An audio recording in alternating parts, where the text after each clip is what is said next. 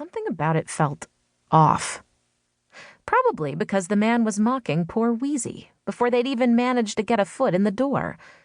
That didn't seem like very professional dog show judge behavior to her. "I'm sure I don't have to tell you how many of these we get every year." "How many whats you get?" Ruby asked, suspicious. He heaved a mock sigh. "Everyone with a beloved family pet seems to think they can just roll up here and enter the show. No training, no grooming, no pedigree. I mean, come on. Would you bring an animal like that to the most prestigious dog show on this side of the country to compete against a gorgeous girl like this one?" Spencer placed a reverential hand on the poodle's head, but his gaze wasn't focused on the dog. Instead, his wide, obvious smile took Ruby in, from top to bottom. She pretended not to understand him. "He's not that bad," she said with a nod at Wheezy, who'd given up howling to scratch at an itch on his neck. Enthusiastic flecks of mud splattered all over the white linoleum. "A little rough around the edges, maybe, but he has something this poodle doesn't." "Fleas?" Spencer suggested with a laugh. Ruby wasn't impressed. "I was thinking more along the lines of personality." To be fair, the man wasn't entirely wrong.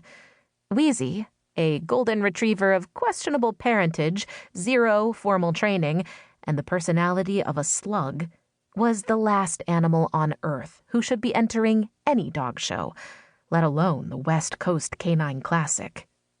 Yet here they were, doing it anyway. "Why, dear, don't you think you can help Wheezy win?"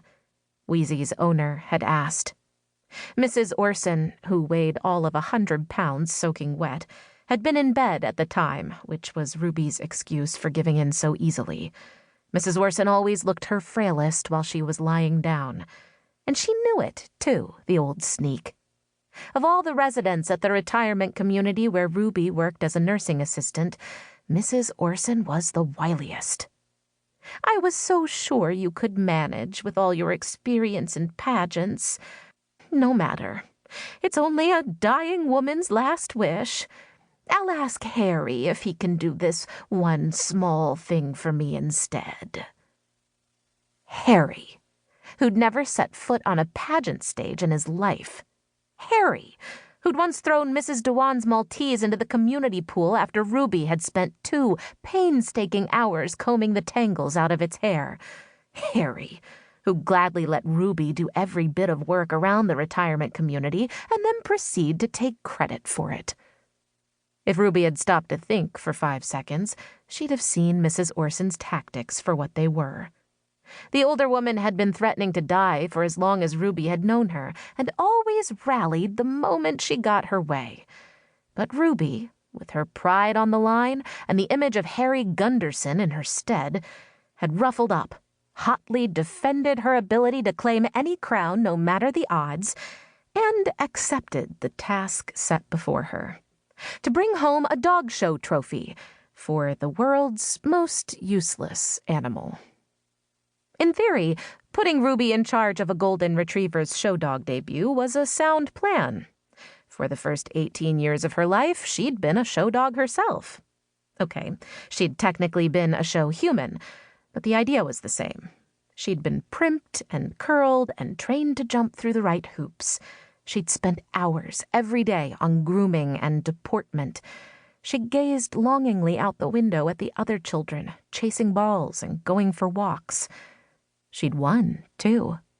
Her childhood bedroom, untouched by time or her mother's hands, was a testament to all she'd once been and would ever be. The walls were lined with obscenely large tiaras, stacked and organized by size and weight. Should the big quake ever hit Seattle and raze it to the ground, no one standing inside that room would survive.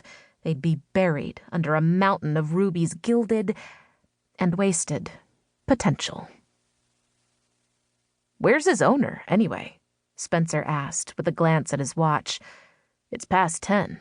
The show's probably closed to new entries by now." "Probably?" Ruby echoed. "Shouldn't you know?"